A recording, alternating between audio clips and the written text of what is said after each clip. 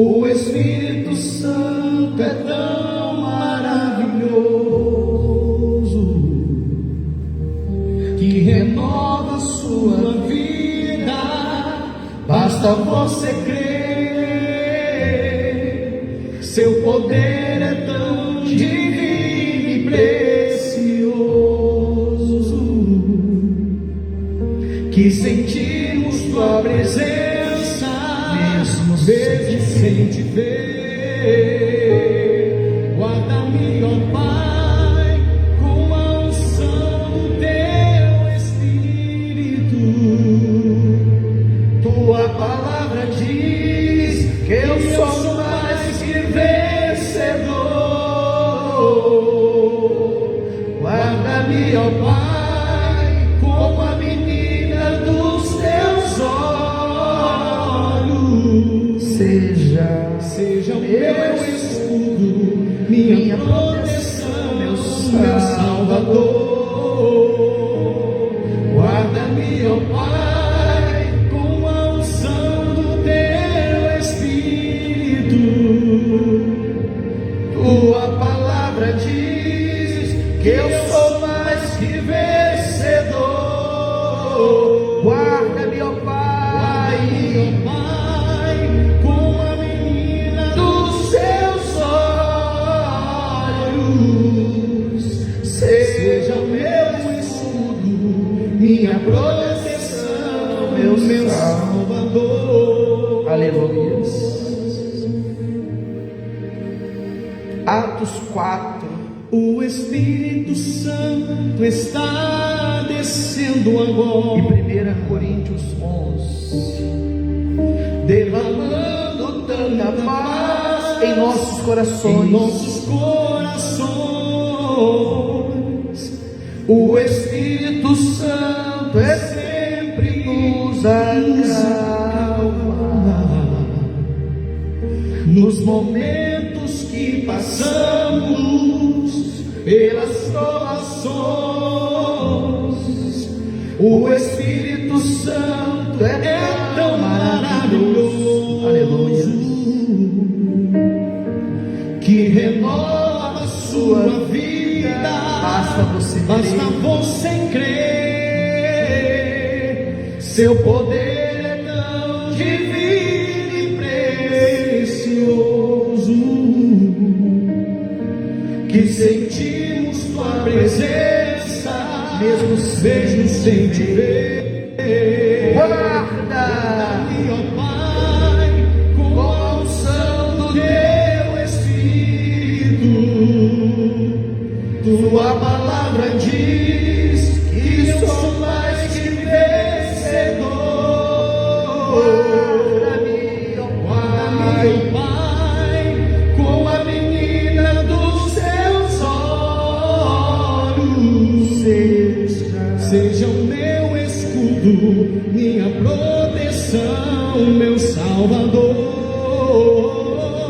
Guarda-me, ó Pai, com a unção do teu Espírito. Tua palavra diz que eu sou mais que vencedor. Guarda-me, ó Pai, como a menina dos seus olhos. Seja o meu escudo, minha proteção, meu Salvador. Ouve a sua cabeça, Espírito Santo. Seja o meu escudo, é no nome de Jesus que nós te pedimos. Meu Salvador, fala conosco nessa manhã.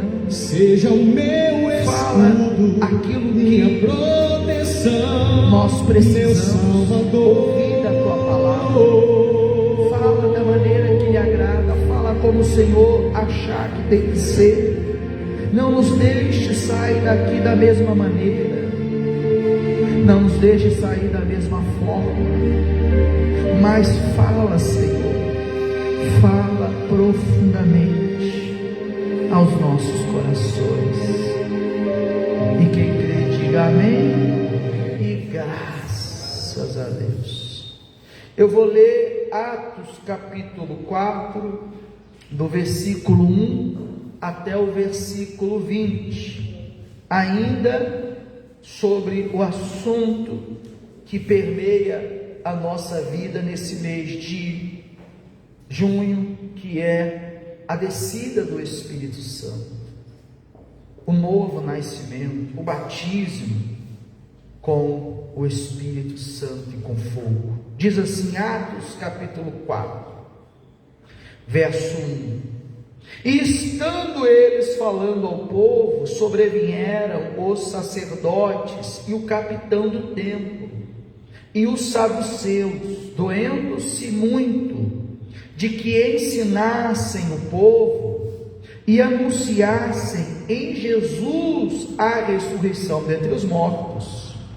E lançaram mão deles e os colocaram na prisão até ao dia seguinte, pois já era tarde.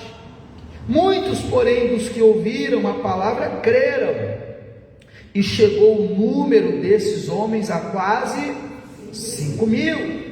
E aconteceu no dia seguinte, reunirem-se em Jerusalém os seus principais, os anciãos, os escribas e Anas, o sumo sacerdote, e Caifás, e João, e Alexandre, e todos quantos havia da linhagem do sumo sacerdote.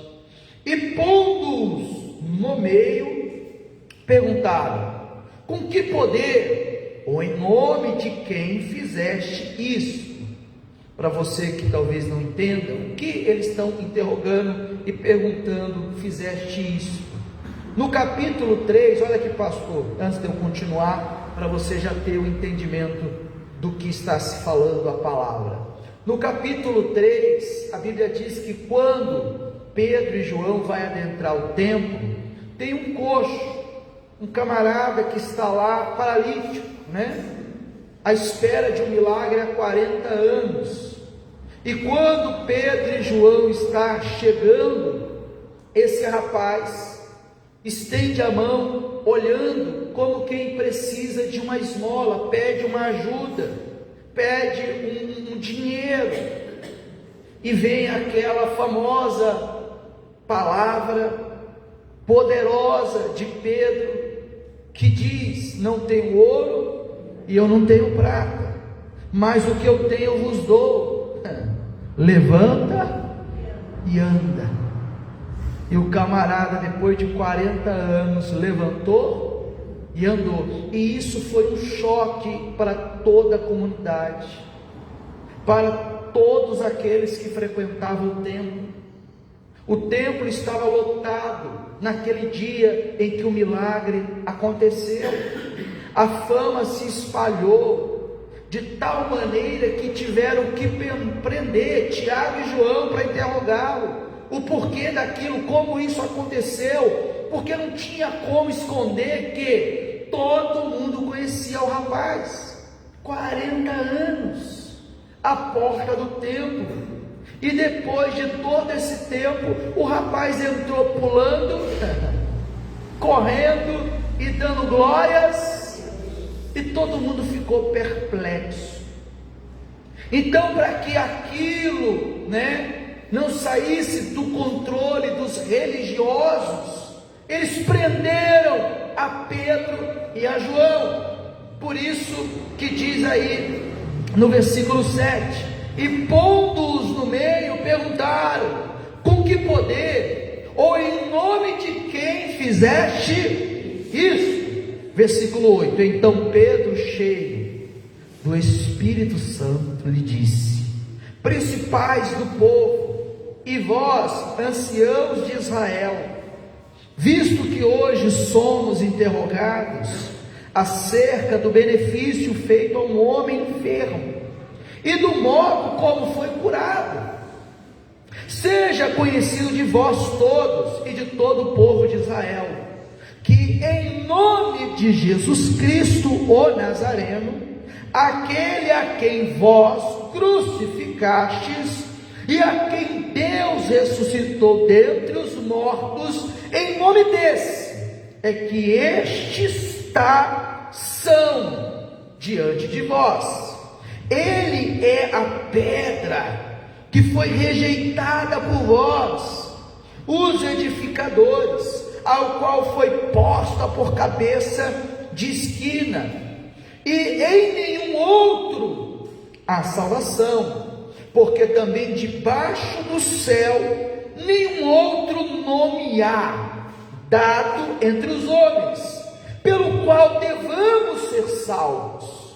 Então eles, vendo a ousadia de Pedro e João, e informados de que eram homens sem letras e indoutos, maravilharam-se e reconheceram que eles haviam estado com Jesus. Verso 14: e vendo estar com eles o homem que fora curado, nada tinha que dizer em contrário. Todavia, mandando-nos sair fora do conselho, conferenciaram entre si, dizendo: que havemos de fazer a estes homens? Porque a todos os que habitam em Jerusalém é manifesto que por eles foi feito um sinal notório, e não o podemos negar. Mas para que não se divulgue mais entre o povo, ameacemo-los rigorosamente, para que não falem mais nesse nome a homem algum. E chamando-os, disseram-lhes que absolutamente não falassem, nem ensinassem no nome de... Respondendo, porém, Pedro e João lhe disseram: julgai-vos se é justo diante de Deus ouvir-vos antes a vós do que a Deus, porque não podemos deixar. Repete em voz alta: porque não podemos. Dá para ser melhor: porque não podemos deixar de falar do que temos visto e ouvido. Diga graças. Aqui, pessoal, acontece o primeiro choque da religiosidade com a verdadeira fé. Aqui tem o primeiro embate entre o Espírito de Deus e o espírito da religiosidade. E nesse embate vai ficar notório a diferença de quem tem o Espírito de Deus e daqueles que não têm. Porque quando você tem o Espírito de Deus, você, ao falar de Deus, e eu queria que você prestasse bem atenção, não conversasse agora, mas concentrasse aqui no pastor Roberto, no que nós vamos trazer para você, porque vai mudar a sua vida. Você vai estar apto a buscar e nascer do Espírito Santo, porque é o que você precisa. Às vezes você acha que o que você precisa é de um carro melhor, de uma casa melhor, de um casamento melhor. O que você precisa, acima de todas as coisas, é nascer do Espírito Santo. Foi claro? Porque fica notória a diferença de quem tem o Espírito Santo. O pessoal, quem tem o Espírito Santo, quando fala de maneira que impacta a vida das pessoas, mexe com as pessoas que ouvem alguém cheio do Espírito Santo, não fiquem indiferentes. Ou você vai ouvir a pregação de hoje e vai sair daqui tomado de Deus, ou talvez tomado de uma raiva, porque você não concorda com a palavra, mas você vai sair de algum jeito diferente do que você entrou, porque o Espírito Santo vai descer. Amém, pessoal? Inclusive ele já está descendo, e ele se manifesta por meio da palavra dele. Então entenda que quando você tem o Espírito Santo e você abre a boca, as pessoas são impactadas. Eu já vi pessoas dizendo: pastor, eu chamo, eu convido, eu evangelizo, mas ninguém, pastor, me ouve, ninguém me dá ouvido, porque às vezes o que você está falando não está soando o Espírito. Talvez aquilo que você está falando não está adentrando almas.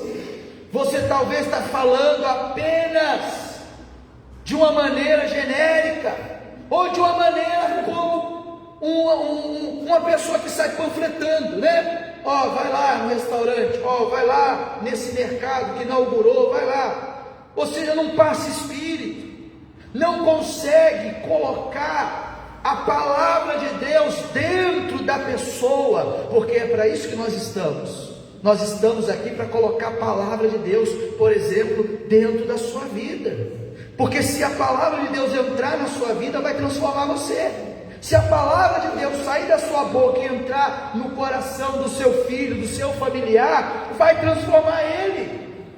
Ô pessoal, desde o momento que no capítulo 2 de Atos, o povo é tomado do Espírito Santo, a igreja é cheia do Espírito Santo, Pedro faz uma pregação que 3.000 pessoas decidem se converter, 3.000 pessoas decidem se batizar. Só que o Espírito é tão poderoso que ele vai trabalhando a partir dali e ele vai, como eu poderia dizer, se expandindo, porque agora já não são 3.000 convertidos, agora já são 5.000. Versículo aí, ó, versículo 4, que está escrito aí: muitos, porém, dos que ouviram a palavra creram, e chegou o número desses homens a quase, ou seja, começou com quantos mil? Daqui a pouco já está chegando, daqui a pouco vai para 10, vai para 20, ou seja, a obra de Deus vai sendo feita pelo Espírito Santo. É o Espírito Santo que faz a obra avançar. Não é o homem, não é como é que eu poderia dizer, a oferta que se apresenta, ó, vem que você vai ser curado, ó, vem para a igreja que você vai ter uma revelação, ó, não, é o Espírito de Deus que faz haver um crescimento. Por isso, se você se converte, eu não sou o pastor bem sucedido. Se você é um incrédulo convicto dentro da igreja e daqui a pouco se perde, eu não sou um fracassado, não. O meu sucesso ou o meu fracasso está na minha vida com Deus, e não na igreja cheia ou vazia. Não em você está buscando, você não está buscando, não. Se você não buscar, eu não sou fracassado. Ou se você decidir descer as águas, eu não sou bem sucedido, porque eu não estou aqui para trazer a minha palavra, eu entrego a palavra, e é Deus que dá o crescimento, é Deus que faz a obra, é Deus que converte os corações, tudo é Ele, como a gente aprendeu no estudo de Romanos, tudo por Ele, para Ele, porque tudo é dele. Então a glória é dele, se fracassar é com ele, se der certo é para ele, se não der também fica na conta dele, porque é tudo ele. Eu apenas sou aquele que entrega a mensagem. Foi claro, pessoal? Pedro era aquele que entregava a mensagem, e o Espírito Santo trabalhava em Pedro, porque Pedro tinha nascido de Deus. E isso é importante. O importante é que quem prega a mensagem seja nascido de Deus, porque quando o nascido de Deus prega, ele passa Espírito, ele passa a direção do Espírito Santo, do próprio Altíssimo na vida das pessoas. Agora, quando isso acontece, há um choque, claro que há. As pessoas que não estão no Espírito ficam enciumadas, as pessoas que não estão no Espírito ficam invejosas, né? É até engraçado isso, mas é verdade. Tem pessoas que vê o pastor pregando, ou alguém pregando, e ele diz: poxa, por que não me dão uma oportunidade? Por que não me chamam? Por quê? E fica criando inveja. O pessoal, Deus usa quem quer, a hora e do jeito, e não cabe a você ter inveja de ninguém. Não tenha inveja de ninguém. Continue na sua caminhada, que na hora que Deus tiver que te usar, Ele vai te usar. Agora, os saduceus, os sacerdotes da época, ficou invejando a Pedro, a João. Olha o que diz versículo 1 e versículo 2 do capítulo 4 de Atos. E estando eles falando ao povo, sobrevieram os sacerdotes e o capitão do templo e os saduceus, repete comigo, doendo-se. Dá para colocar aqui com inveja? Dá para colocar sim ou não? Doendo-se muito de que ensinasse o povo e anunciassem em Jesus a ressurreição dentre os. Eles foram lá e prenderam a Pedro. Ou seja, eles ficaram com inveja da maneira que Pedro pregava. Eles ficaram com inveja vendo Pedro anunciar. Então, quando Pedro estava lá anunciando, estava lá levando pessoas à salvação, eles chegaram e falaram: não, pega esse homem aí, vamos colocar ele numa prisão, vamos tirar eles, porque eu não estou gostando disso. Você acha que o diabo gosta de quem prega Jesus? Ô pessoal, o diabo está assim, ó, batendo palma para essa remessa de coach. O diabo está batendo palma para essa remessa de coaches que estão surgindo. Porque o diabo não quer que pregue a cruz, o sacrifício. O diabo não quer que pregue sobre renúncia. O diabo quer que pregue aquilo que as pessoas gostam de ouvir. E o que mais tem hoje é coach usando a palavra, mas só usa a parte das vitórias. Ó, Davi derrubou o gigante, você também vai derrubar esse gigante. Aí todo mundo, mas tem que lembrar que Davi também caiu em adultério e teve que se humilhar diante de Deus. Você tem que lembrar que Davi aprontou de tal maneira que Deus teve que levantar até o próprio filho dele para envergonhá-lo à vista de todo mundo, para ele lembrar o que ele fez. As pessoas hoje querem usar a palavra para dizer: ó que maravilha, ó que vida boa, ó como Deus acalma a tempestade, ó como Deus é grandioso. Sim, Deus é, eu sei, mas Deus sempre mostra o lado da mudança que é necessário, e da conversão que é preciso, e da renúncia que tem que ter, e coach nenhum vai pregar isso para você. Tanto que quanto a esses coaches, meu caro, eles têm acesso a todos os lugares. Agora até as emissoras de televisão estão dando espaço para eles. Como quem diz: olha que evangelho maravilhoso. Você não vai ver eles colocando um pastor que prega lá na televisão deles: arrependei-vos, abandonai o pecado. Você que não é casado tem que casar. Você que tem 2 mulheres tem que abandonar. Você que rouba, você tem que parar. Você que está levando uma vida promíscua, você vai perder a salvação se você morrer desse jeito. Ou você vê eles colocando um pastor assim lá? Vocês veem? Eu não ouvi, pessoal. Vocês veem?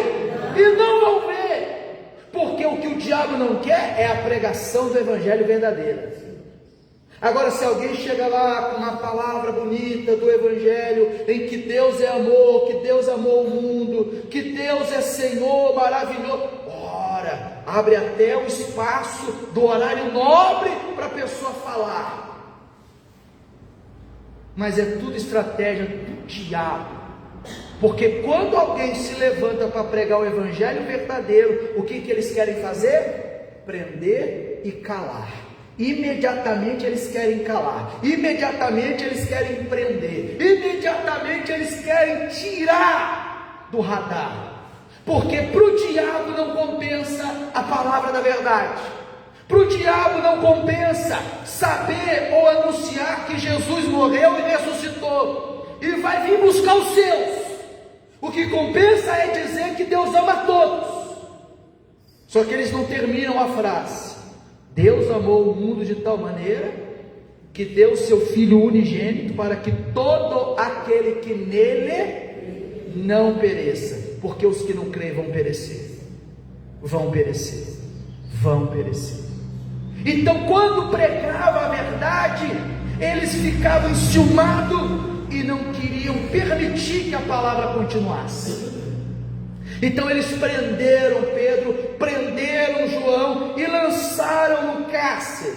Mas olha aqui, pastor, você pode prender o homem, mas tem como prender o espírito? O espírito que tinha sido passado já estava indo adiante.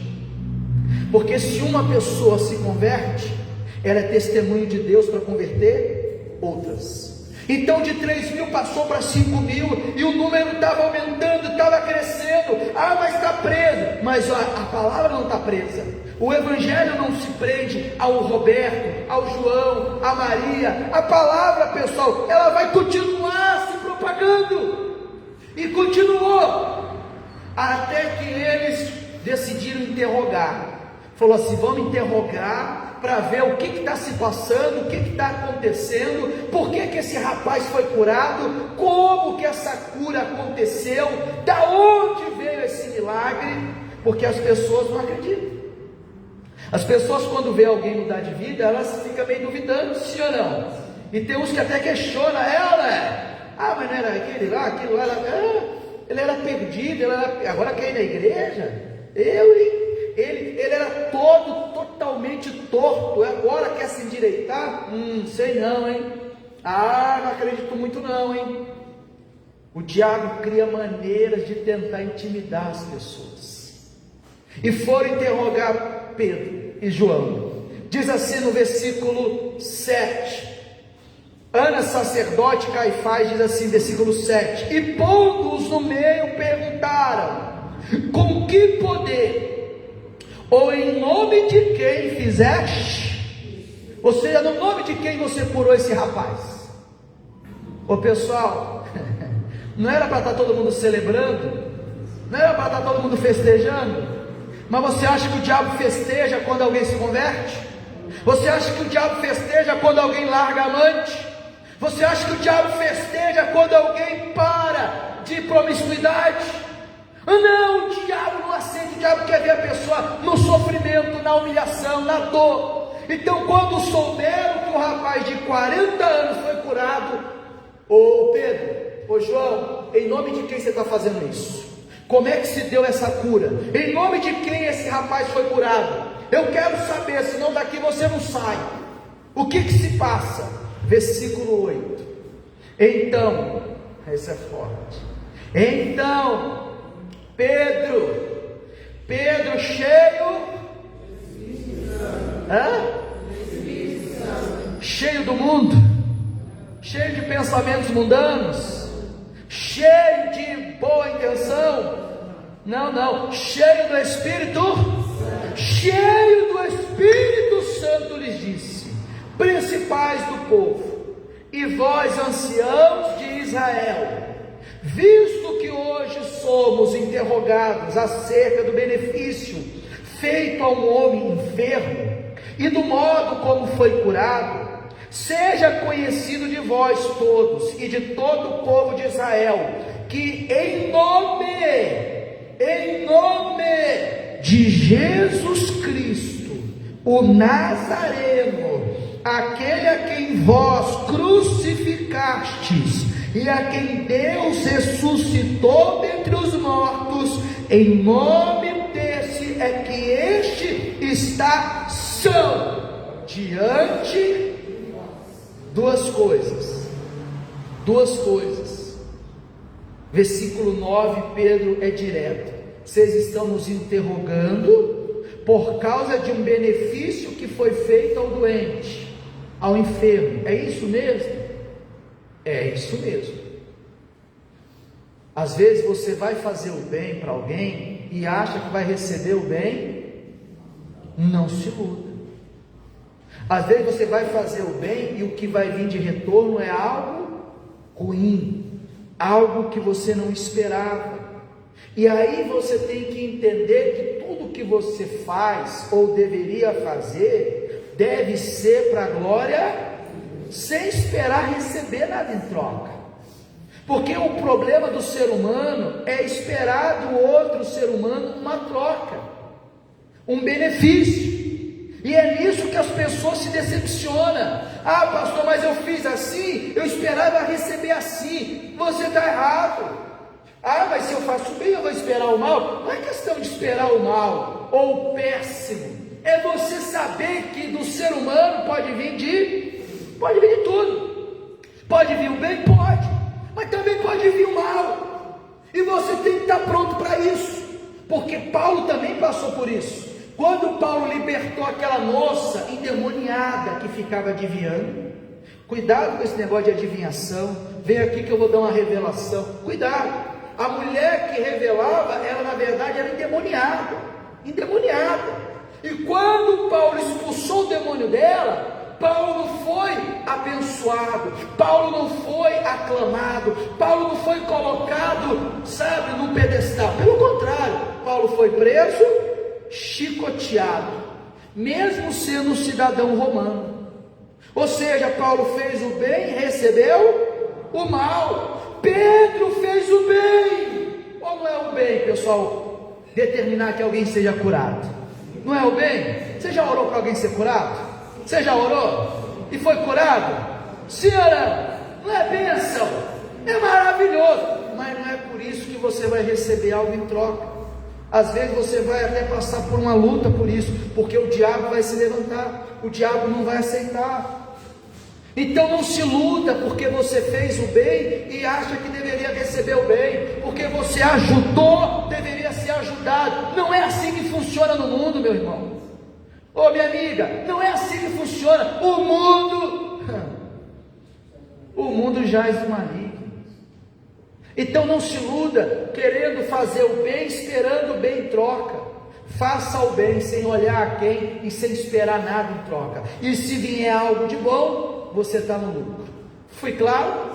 Isso não é ser pessimista, isso é ser realista, isso é ter os pés, porque aí ninguém vai te decepcionar, ninguém vai te frustrar, ninguém vai fazer você ficar magoado, chateado. Pelo contrário, você vai dizer assim: não, eu já esperava, não tem novidade nisso aí não.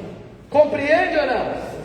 Versículo 10, ele diz: seja conhecido de vós todos e de todo o povo de Israel, que em nome de Jesus Cristo, o Nazareno.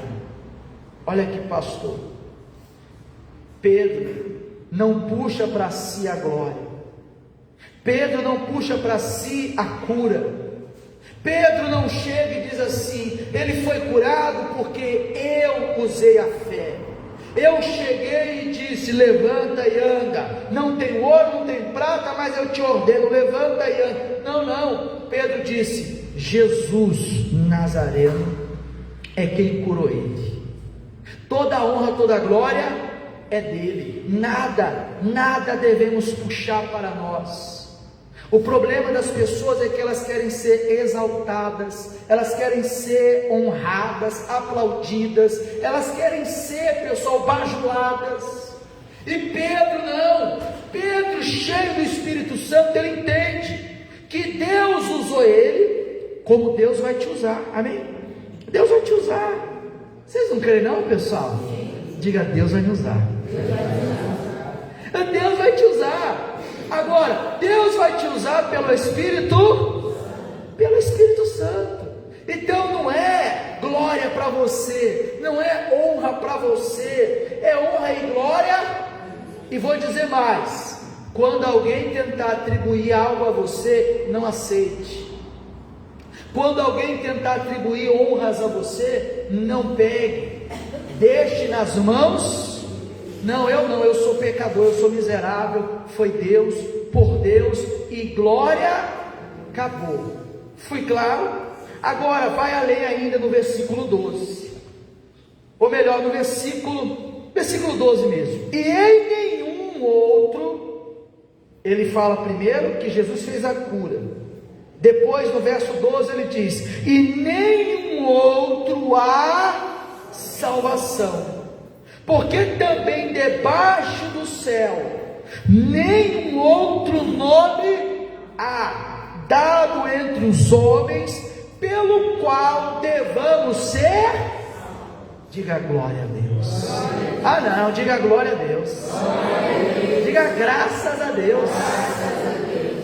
Não existe outro nome que possa lhe salvar. Não tem nome de Maria. Direto, pastor, você já vai direto? Vou direto, sem fazer escala. Não tem Maria, não tem João, não tem José, não tem Pedro, não tem Roberto, não tem ninguém. O salva é o nome Jesus. Não tem outro nome. Pedro, ele é taxativo ao dizer: não há outro nome que haja salvação, não há outro nome que se encontre salvação, é só o nome dele. E é isso que nós temos que atentar.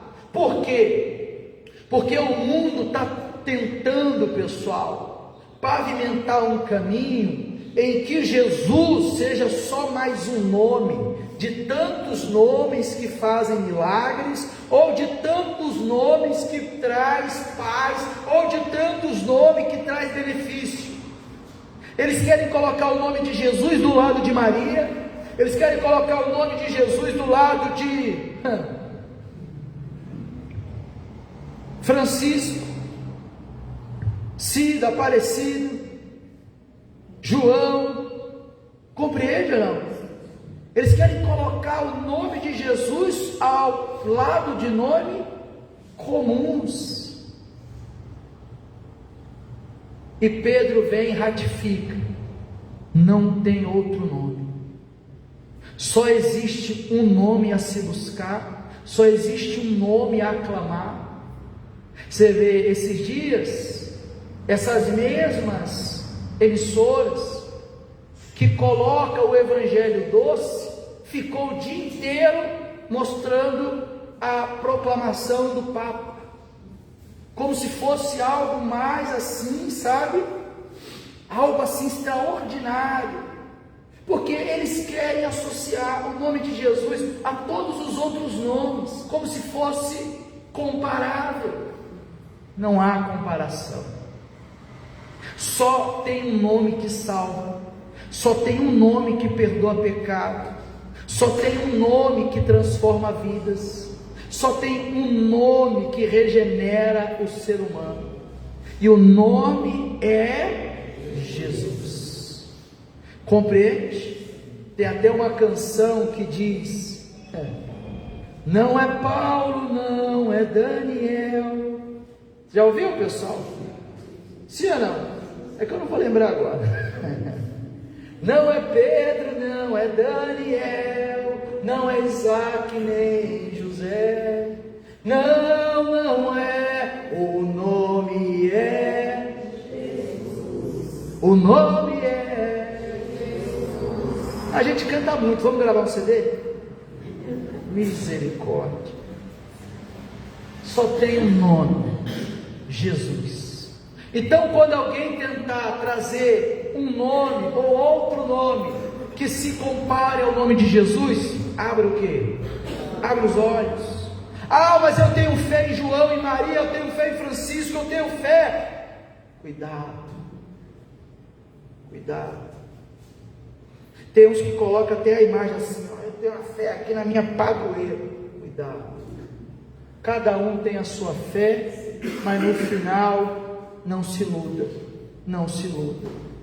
Só tem um nome que salva, só um nome que leva direto ao Pai, só um nome que se liga ao Pai, e o nome é Jesus. Jesus é o único nome que faz ponte para a eternidade. Qualquer outro nome faz ponte para qualquer outro lugar, mas pode ter certeza, desvia do caminho eterno. Ô pastor, o senhor não tem medo de falar? Não. O senhor não tem? Não. De jeito nenhum. E vou repetir o que Pedro falou, para que fique gravado. Versículo 12. Versículo 12. E nenhum é nenhum. E nenhum outro há salvação. Porque também debaixo do céu. Nós estamos debaixo do céu? Então é com a gente que ele está falando? Então vamos lá. Debaixo do céu, repete comigo: nenhum outro nome há dado entre os homens pelo qual devamos ser salvos. Dentre os homens só tem um nome. Dentre os homens eu só tenho que se apegar a um nome. Dentre os homens eu só tenho que proclamar um nome. É o nome de Jesus. Ah, pastor, eu sou uma pessoa social, então eu gosto quando as pessoas falam das suas crenças, das suas religiões, e eu gosto, eu até, entro no ritmo delas. Cuidado. As pessoas têm a fé, têm as crenças, não vou ser eu que vou bater de frente para dizer, isso aí, não vou perder meu tempo, mas eu deixo bem claro, se possível, bem estampado na minha testa, só tem um nome, não há outro nome, compreende? Só um nome morreu, só um nome ressuscitou, só um nome vai voltar e vai te buscar. Só um, não tem outro. Ô pastor, não tem um caminhozinho aí mais fácil aí não? Uma estradinha de terra para me passar? Não, só tem um caminho. O caminho é único. Foi claro? Agora você quer ver o extraordinário? É isso aqui que me deixa cheio a alma. E é a minha preocupação que vocês nasçam de Deus. Quando Pedro falou dessa maneira, tomado pelo Espírito, porque para falar dessa maneira tem que estar cheio, porque lembra, ele não está tomando café com os mestres, com os religiosos, ele não está tomando café com eles, ele está preso, e na prisão tudo pode. Mas mesmo preso, ele fala com essa ousadia, ele fala com essa destreza, ele fala com essa audácia, porque não sei se você reparou, Pedro falou, aquele Jesus que vocês crucificaram, aquele que vocês crucificaram já ressuscitou. Pedro fala olhando nos olhos, só que tudo isso é o Espírito Santo, não é Pedro, é o Espírito Santo. Tanto que diz no verso 13: então eles, vendo a ousadia de Pedro e João, e informados de que eram homens sem letras, homens o quê? Indoutos, homens sem letras e indoutos, maravilharam-se e reconheceram que eles haviam estado. Ô pessoal, em qual faculdade Pedro se formou? Da onde Pedro buscou o diploma dele? Pedro era doutor no quê? Nem para jogar rede estava dando certo. Jogava a rede a noite toda, não pescava, e voltava com o barco vazio. Mas quando o Espírito Santo desce no ser humano, isso aqui é forte. Fique de pé, por favor. Olha aqui nos meus olhos. Não, isso é forte. Não importa quem você é, não importa o estudo que você tenha, não importa os anos de igreja que você tenha, não importa nada. Se o Espírito Santo desce sobre você, meu caro, Deus vai te usar de forma extraordinária. Se o Espírito Santo desce sobre você, você vai ser usado de forma que aqueles que têm letra, que têm currículo, que têm diploma, jamais sonhou em ser usado. Você vai ser usado por Deus de maneira que quem olhar vai falar assim: não, ele não fala assim não, eu conheço ele, eu conheço ela, como é que ele fala desse jeito agora, como é que ele diz dessa maneira? Não, tem algo errado. Porque quando você é cheio do Espírito Santo, Deus te usa com letra ou sem letra, com diploma, com aparência. Ô pastor, não tem uma aparência, mas tem Deus, vai dar certo. Fui claro? Sim. Pastor, mas eu não sou bonito, mas tem o Espírito Santo, vai ser usado. Porque tem gente que é bonitinho demais, tem gente que é todo arrumadinho, engomadinho, fala até bonito, mas quando termina de falar, quem aplaude é o diabo. Porque o diabo fala, não confrontou ninguém, não mexeu com ninguém, e todo mundo vai sair do mesmo. Agora, quando tem o Espírito Santo, agora quando tem o Espírito de Deus, pode ser sem letra, presta atenção, pode ser sem curso, pode ser sem estudo, pode ser o mais rejeitado da turma, pode ser aquele patinho feio que todo mundo deixa de lado. Não tem isso, pessoal? Tem ou não tem? Não tem aqueles que as pessoas deixam de lado? Não quer nem conversar com ele? Quando ele fala, as pessoas deixam ele falando sozinho? Mas quando desce o Espírito Santo, todo mundo para ouvir. Todo mundo para perceber que há Deus ali. Os doutores da lei, conhecedores da lei, porque eles estudavam a lei.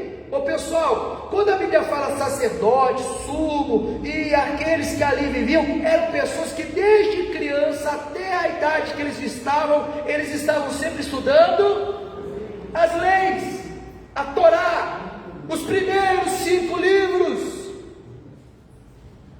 Eles liam, eles entendiam, eles compreendiam tudo. Então, quando esses homens, cheios de letras, viram e ouviram o que Pedro fez, o que João fez, eles ficaram de boca aberta.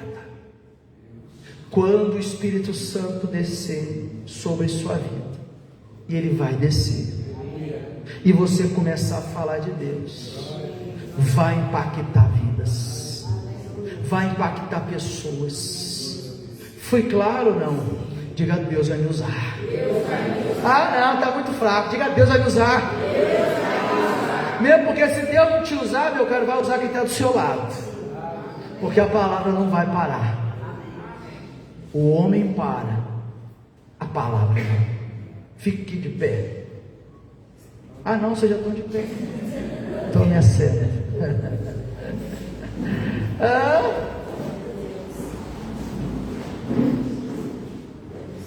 Sabe o que é mais glorioso? Sabe o que é mais glorioso?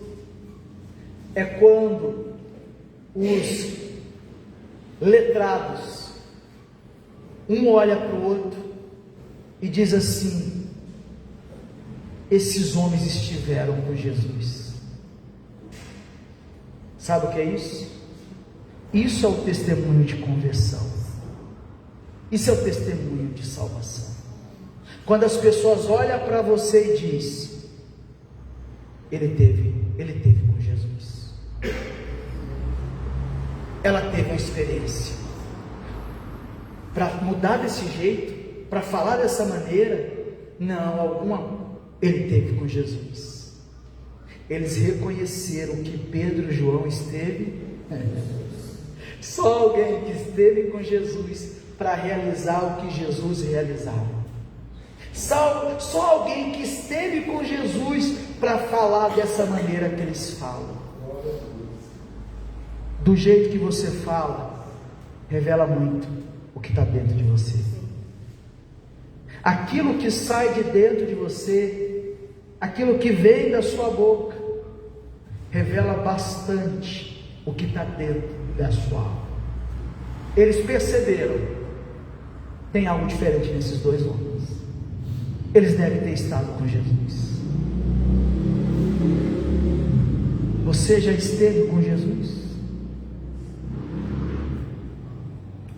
Você já esteve numa experiência com Cristo? Porque a vida é sobre isso. A vida é sobre os que já tiveram e os que não tiveram. Os que não tiveram estão no mundo perdido. Alguns estão na igreja perdidos. Mas os que estiveram já se encontraram. São como os montes de Sião. Não se abalam, mas permanecerão para sempre. Caiam 1000 ao lado, 10.000 à direita, não será atingido. Já fui jovem, sou velho, nunca vi um justo ser desamparado. Os que tiveram com Jesus tem outra mentalidade, tem outro viver, outro falar, outra forma de pensar, e todos percebem a diferença. Eu vou finalizar no que diz o versículo 19, porque depois desse discurso e deles perceberem que Pedro estivera com Jesus, eles chegaram ao seguinte raciocínio: vamos pressioná-los e vamos ameaçá-los, para que eles não mais falem de Jesus, para que eles parem de falar que Jesus ressuscitou, que Jesus deu a vida pelo pecador, e que tem que abandonar o pecado, e que tem que ter uma vida nova, e que tem que nascer do Espírito Santo, e que eles foram batizados no Espírito Santo, e quem quer ser de Deus tem que ser cheio do Espírito. Não, vamos ameaçar eles, para eles parar com esse negócio, porque já são 5.000 convertidos, daqui a pouco vai ser 10, daqui a pouco vai ser 30, daqui a pouco está todo mundo convertido, então vamos ameaçá-los. E ameaçaram. Quando ameaçaram, disseram: não fale mais desse Jesus. Verso 19, Pedro responde. Respondendo, porém, Pedro e João lhes disseram: julgai-vos se é justo diante de Deus ouvir-vos antes a vós do que, porque não podemos deixar de falar do que temos visto e ouvido. Eles falaram: eu proíbo vocês de falar desse nome, eu vou liberar vocês da prisão, mas vocês vão sair daqui com uma condição: vocês não vão falar do nome de Jesus. Eles acataram? Não, pastor, é que eu não fico falando de Jesus na minha família, é que eu sou uma pessoa que eu sou reservado. Você não é convertido, meu filho. Você não é convertida. Eu tenho que falar na sua cara para você entender. Porque na cara daqueles que prendeu Pedro e João, eles olhou assim no olho deles e falou assim: vem cá. Eles estavam presos ainda. Vem cá. Julgue vocês se é certo eu deixar de ouvir a voz de Deus e fazer o que Ele me pede, para fazer o que vocês estão pedindo. Julgue vocês se é certo. E disseram mais: não podemos. Eles ameaçaram, e a resposta foi o quê? Não podemos deixar de falar do que temos visto e ouvido. O que nós vimos e o que nós ouvimos, não tem como parar de falar. Nós vamos continuar falando, anunciando. Quem é de Deus anuncia o Evangelho. Quem é de Deus anuncia o Evangelho. Quem é de Deus fala de Jesus. Quem é de Deus fala de Jesus, no tempo e fora do tempo. Fala em casa, fala no trabalho, fala na rua, fala com o vizinho, fala com quem for.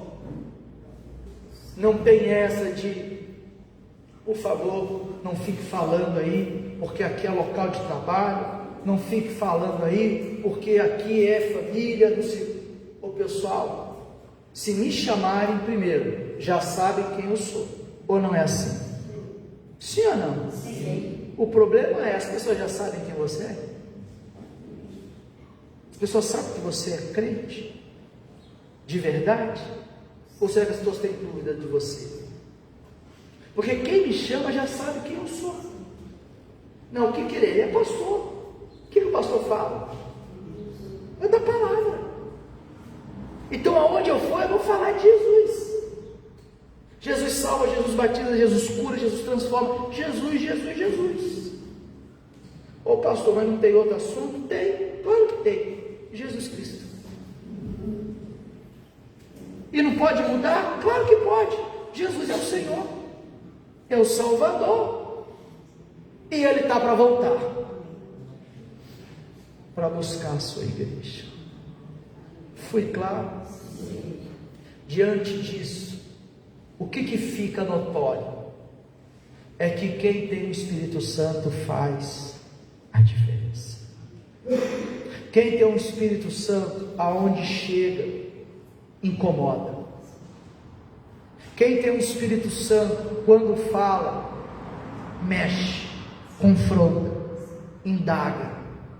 Quem tem o Espírito Santo, aonde chega, não fica indiferente. De duas uma, ou pega fogo com você, ou pega raiva de você. Não, pastor, ninguém pega nada comigo. Não pega nem fogo, não pega nem raiva, está tudo água por água. Tem algo errado. Compreende ou não? Tem algo errado. Lembra quando Jesus chegava? O que os demônios falavam? O que eu tenho convosco para vir aqui me atormentar? Não tem como ficar indiferente. Aonde a luz chega, as trevas se desfaz. Ou seja, aonde há Espírito Santo, há poder de Deus. Foi claro? Nós vamos participar da Santa Ceia. E diante do Espírito Santo, que nós devemos estar cheios, porque Pedro estava cheio do quê? Tem pessoas que estão cheias de outras coisas. E aí você tem que analisar do que você está cheio, do que a sua cabeça está cheia. De malícia, maus olhos, maus pensamentos, má vontade. O que você está cheio? O que o seu coração está carregado?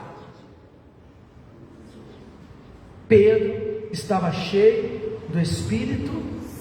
Do que você está cheio? Você já parou para pensar? Tem gente que está com a cabeça cheia, mas não é do Espírito, não é de Deus. O que eu te peço? Faça isso aqui, antes da ceia. 1 Coríntios 11. 1 Coríntios 11, versículo 28. Se você não está cheio do Espírito, se você está cheio de coisas desse mundo, da sua carnalidade, Paulo ensina em 1 Coríntios 11, versículo 28. Examine-se, pois, o homem a si mesmo, e assim coma deste pão e beba deste. O que o homem tem que fazer? Não tem pastor para te examinar, não tem igreja para passar um detector e examinar você.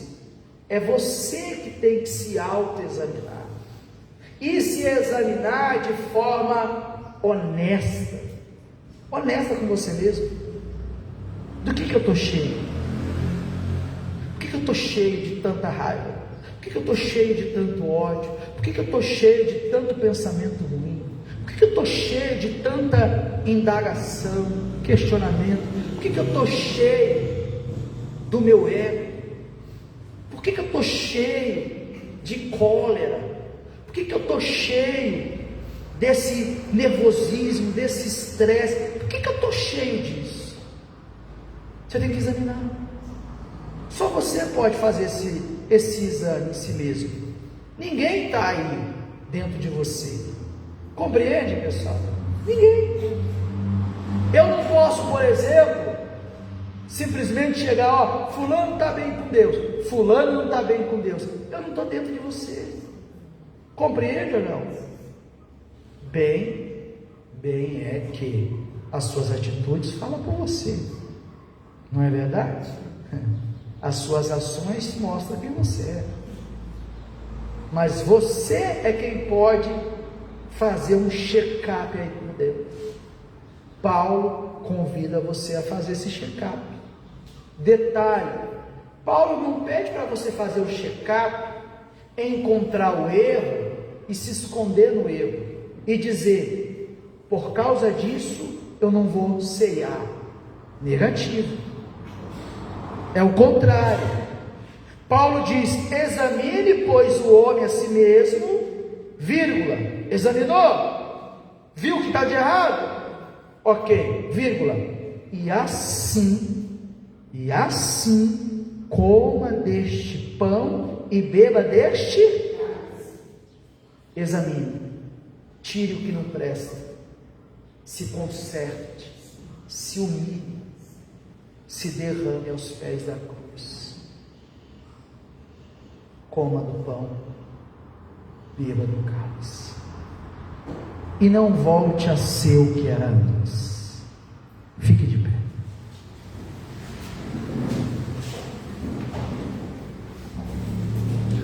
O pastor, para quem é a ceia? Para quem quer ser cheio do Espírito Santo. Como é que eu vou ser cheio? Se esvaziando do mundo, se esvaziando do seu eu, se esvaziando do seu ego, se esvaziando de si mesmo. Esvazie de si. Ei, ore, se esvaziando de si mesmo. Como é que eu vou ser cheio de Deus? Se esvaziando da sua mente, dos seus pensamentos, da sua sujeira, das suas vontades.